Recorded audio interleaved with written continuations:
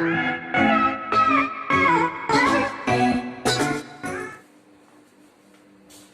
Students, कैसे हैं आप लोग। देखिए, आज हम ले रहे हैं एक्सरसाइज 8.1 का क्वेश्चन नंबर 9 और इस क्वेश्चन में आप देखिए सबसे पहले क्या दिया हुआ है। In triangle ABC right angle at B if tan a equal to 1/√3 find the value. देखिए इसमें दो पार्ट है क्वेश्चन के, ठीक है। और इसमें देखिए एंगल्स भी अलग हैं। देखिए कहीं पर एंगल ए है और कहीं एंगल सी है। तो मैं इस वीडियो में आपको दोनों बताऊंगा, आराम से निकालना, बस आप देखते रहिए ध्यान से। इसमें आपको कुछ भी पजल होने की जरूरत नहीं है। आप देखिए सबसे पहले क्वेश्चन में हमें क्या गिवन है, हम वो लेकर चलते हैं। तो हमें क्वेश्चन में गिवन है ट्रायंगल एबीसी। देखिए ट्रायंगल एबीसी बनाते हैं हम लोग।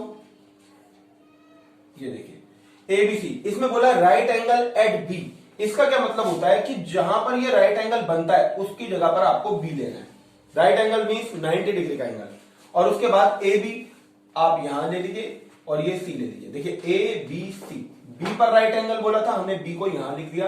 अब आप चाहे यहां ए लिखिए या यहां ए लिखिए, इससे कोई फर्क नहीं पड़ेगा, ठीक है। उसके बाद इतना करने के बाद अब हम आगे चलते हैं। हमें क्वेश्चन में क्या दिया है। देखिए क्वेश्चन में हमें दिया है tan a इक्वल टू 1/√3।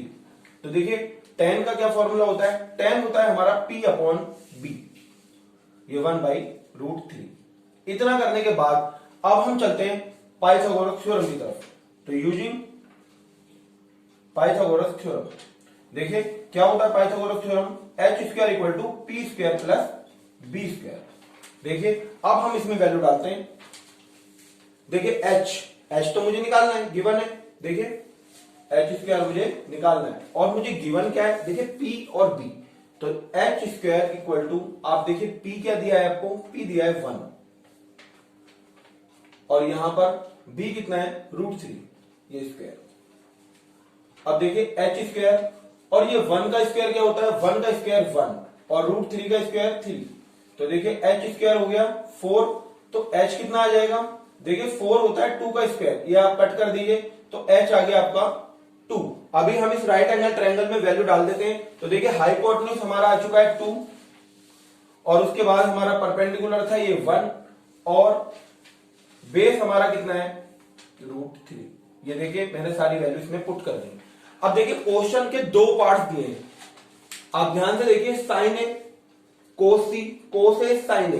देखिए कोस साइन तो ठीक है, लेकिन कहीं पर ए है कहीं सी है, इसका क्या मतलब है। तो देखिए पहले मैं इनकी वैल्यू निकाल लेता हूं और उसके बाद फिर आपको इसमें पुट करना मैं बताता हूं। तो देखिए पहले वैल्यू कैसे निकालेंगे। देखिए सबसे पहले हम निकाल रहे हैं वैल्यू साइन ए और कोस ए की, ठीक है। उसके बाद हम निकालेंगे वैल्यू साइन सी और कोस सी की, ठीक है। देखिए अभी आप ध्यान से देखिए, सबसे पहले जब मैं ये वैल्यू निकाल रहा हूं ए, देख रहे हैं आप, साइन ए कोस ए। तो देखिए जब हम एंगल ए ले रहे हैं तो अब हम देखेंगे कि हम यहां पर है, कहां पर है, एंगल ए पर। और एंगल ए पर है तो उसके सामने देखेंगे क्या है। ये सामने आप देख रहे हैं जो साइड आपको दिख रही है बीसी, ये है हमारा परपेंडिकुलर। परपेंडिकुलर हमारे पास कितना है 1। जब ये परपेंडिकुलर हो गया तो उसके नीचे होगा बेस। तो बेस हमारा कितना हो गया √3 और हाइपोटेन्यूज हमेशा वही रहता है, चेंज नहीं होता है 2।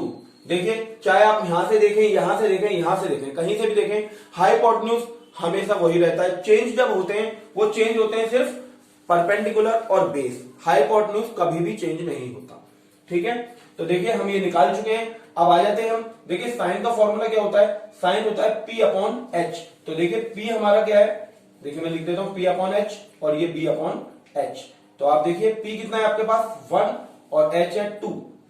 इसी तरीके से आप b देखिए कितना है √3 और h हमारे पास है 2।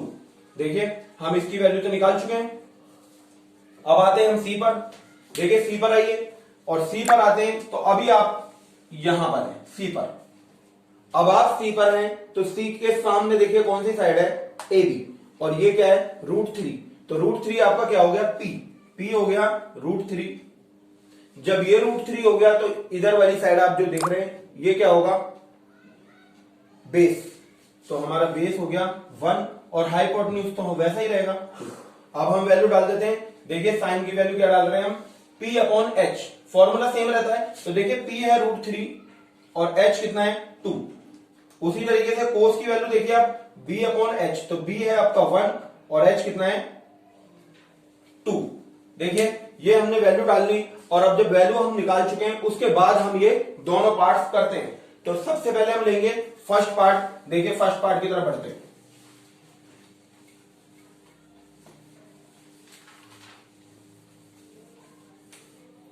देखिए फर्स्ट पार्ट है हमारा साइन ए कोस सी प्लस कोस ए साइन सी। ये हमारा फर्स्ट पार्ट है, हम इसे सॉल्व करते हैं। देखिए ये फर्स्ट पार्ट सॉल्व होने जा रहा है। देखिए साइन ए की वैल्यू आप देखिए कितनी है, साइन ए की वैल्यू 1/2। ये मैं साइन ए के नीचे 1/2 लिखता हूं। उसके बाद देखिए आप कोस सी देखिए ये रहा, ये भी 1/2 ब्रैकेट में लिखेंगे इसे भी। फिर प्लस उसके बाद है कोस ए देखिए आप कितना है √3/2, ये आ गया √3/2। उसके बाद आप साइन सी देखिए, साइन सी है √3/2। ये देखिए सारी वैल्यू हम भर चुके हैं। अब हम करेंगे इसको मल्टीप्लाई।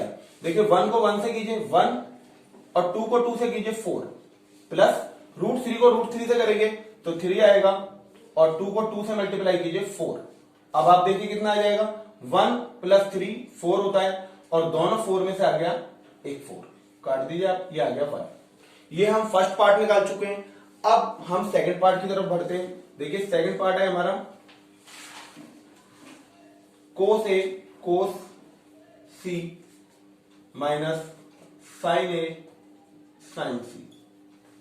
ये हमारा सेकंड पार्ट है। देखिए अब हम इसे शुरू करते हैं।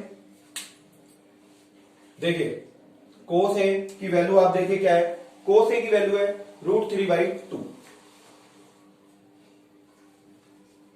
उसके बाद आप कोस सी की वैल्यू देखिए 1/2। उसके बाद साइन ए की वैल्यू देखिए 1/2 और साइन सी की वैल्यू देखिए √3/2।